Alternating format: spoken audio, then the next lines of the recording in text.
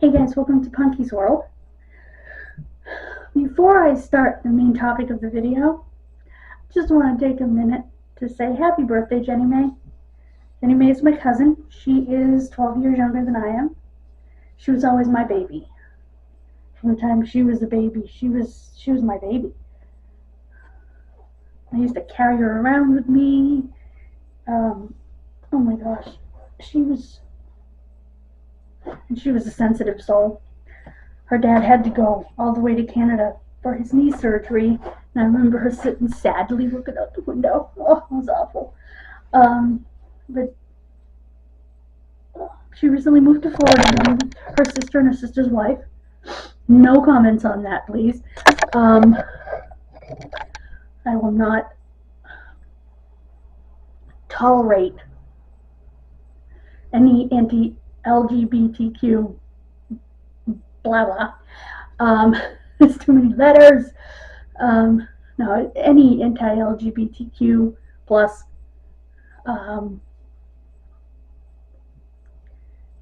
anti comments, you will be deleted and blocked.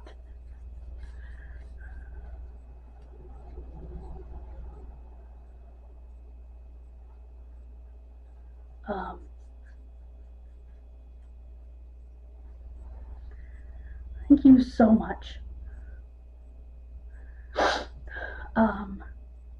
for giving me this platform anyway. And for being kind when you do comment. I just had to say that because I know there's a lot of hate. I think people hate what they don't understand. People are afraid of what they don't understand. And that's what my mother always told me about race and about racism. Was that people are afraid of something different than themselves, something that they don't understand.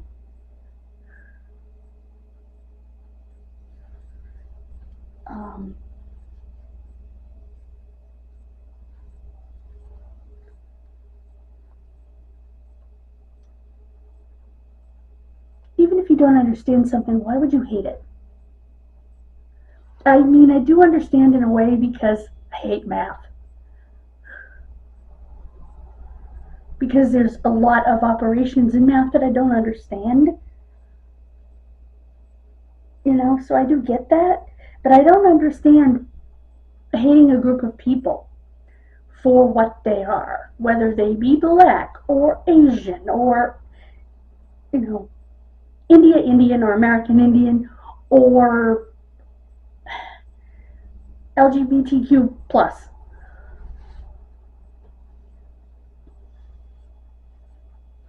I don't understand that. But anyway, it really isn't what this video is about. But like I said, I want to make sure Jenny knows how much I still love her.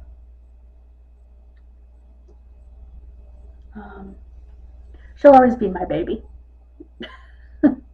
Even though she's well into her 30s now, she'll always be my baby. Anyway, on to the topic of this video. This is a Judy Blume doc talk. I watched a documentary called Judy Blume Forever about Judy Blume. And it was obviously recently made because she's 83 years old in it, and she is 83 years old now. Yuck.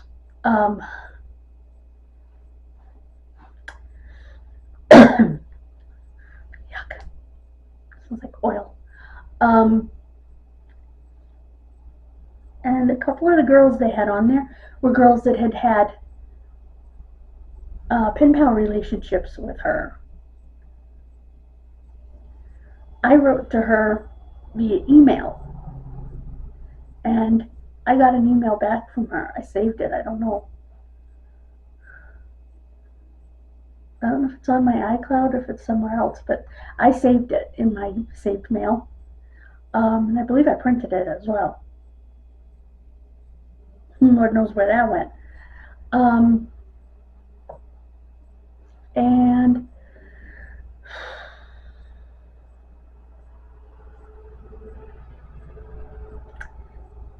she really cared about the girls that wrote to her. And I was waiting for her to say that's where the book Letters to Judy came from, but they never talked about it. I grew up reading her books. I read every book in the Fudge series. There's Super Fudge, Fudge-a-Mania, Tales of Fourth Grade Nothing, Fudge Strikes Again, or something like that. There's, I don't know how many exactly. There's at least 4 that I can think of.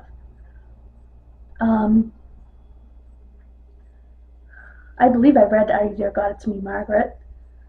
I think every girl that's read Judy Blume has read that book. I can't remember if I read Beanie or not. I read Forever, I read Wifey. You know, I read as I grew, and that's what I told her in the email.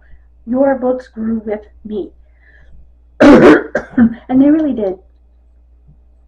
From early childhood through sort of tween, and then teen, and then adult. I have Summer Sisters, which I believe was her last book. Nope, she has one after that I want to get. That sounds so good. It's based on real events. It's fictionalized, but it's based on real events. So, I'm going to get my hands on that one. That was her last one. She is retired now.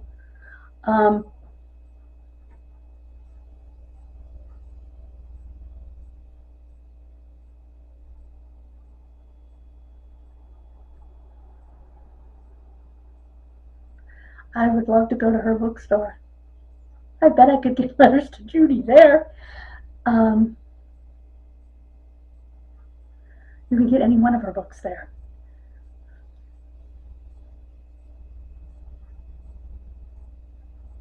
And I love it because her bookstore has a sign that says, "We sell banned books."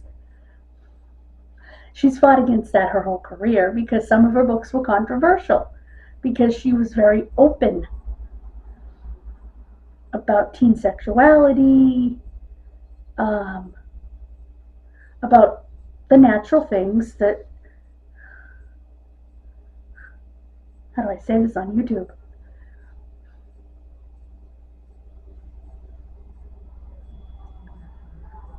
That human beings do to derive pleasure. Let's put it that way. On their own, and sometimes with other people, if that makes sense. She's very honest about that stuff, and teens liked that. And my mother did not believe in censorship. In our house, books weren't censored. You wanted to read a book, you read a book. You know? She thought the whole, like, censoring doctors, canceling out Dr. Seuss and all that was absurd.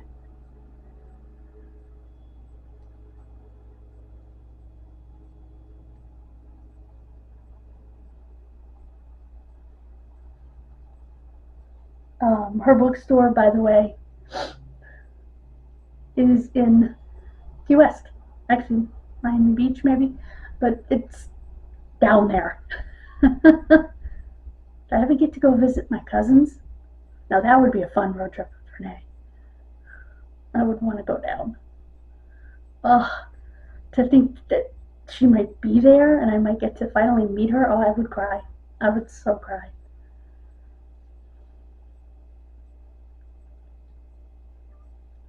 She was a huge part of my childhood, my teens, and even my adulthood. And I have an autographed picture of Ann Rule, the true crime author, and it was to Angie and her mom, Ann Rule. Because in my letter I had told her that I was the second generation that read her books in my house. I think the first true crime book that I ever read was Small Sacrifices. And I read The Stranger Beside Me. I read all of her true crime files. They don't have any down at the used bookstore, unfortunately. But I love her true crime files because they're all small cases that wouldn't fit in a whole book. So she does compilations of cases. I love that.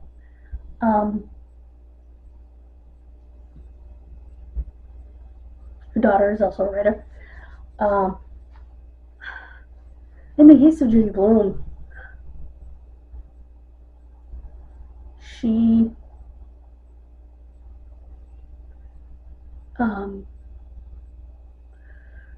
raised 2 kids. She has grandchildren. She probably has great-grandchildren now.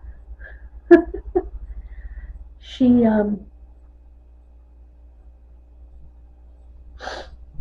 based fudge on her son and her grandson. I remember a story in Letters to Judy. She was talking about her kids and when they were little, and they didn't quite, well, her daughter didn't quite, neither one of them, I guess, did, understand reproduction. And they knew that, she knew that babies came out of eggs. So she got an egg out of the refrigerator, went over in the corner of the kitchen, her daughter did, went over in the corner of the kitchen and sat on the egg and proclaimed that she was going to make a baby. And her brother's running around saying, Sissy's gonna make a baby. And she was like, oh my God. And she said, I had to explain to him that's not quite how it works. Without explaining the dirty details, so to speak, you know. Not that it's dirty. It's not dirty. It's just, I shouldn't have said it. Without explaining the details, you know. But no, birds lay eggs. Humans do not lay eggs, and humans do not incubate eggs that way. And an egg from the refrigerator probably is not going to become a chick. Actually, it's not. Because A, not that they needed to know this part, it's not fertilized. And B, if there were a chick in it, the chick would not be alive because they were refrigerated. So, yeah, I don't know why that did that for a second. But anyway. Guys, hey guys, I had to switch card, insufficient storage, but this won't be long anyway. As I was saying, Judy's daughter thought she could hatch an egg and make a baby. Yeah. And it was funny stories like that that made Letters to Judy, well, it made her a real person when you read Letters to Judy. You know? That was hilarious. And she talked about the silly things that her son did, and how Fudge was based on him, and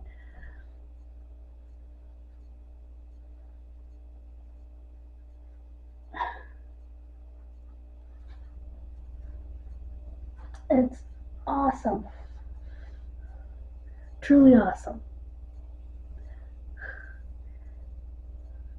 The only thing that bothered me was that I never found an address to write to Judy, or I would have written to her and I would have become her pen pal, for sure. Because that's how I am, you know.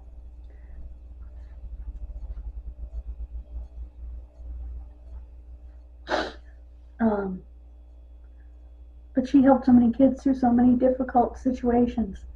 I'm at 30% power. That's fine, because this video is pretty much done. Guys, thank you for joining me for my memories of Judy.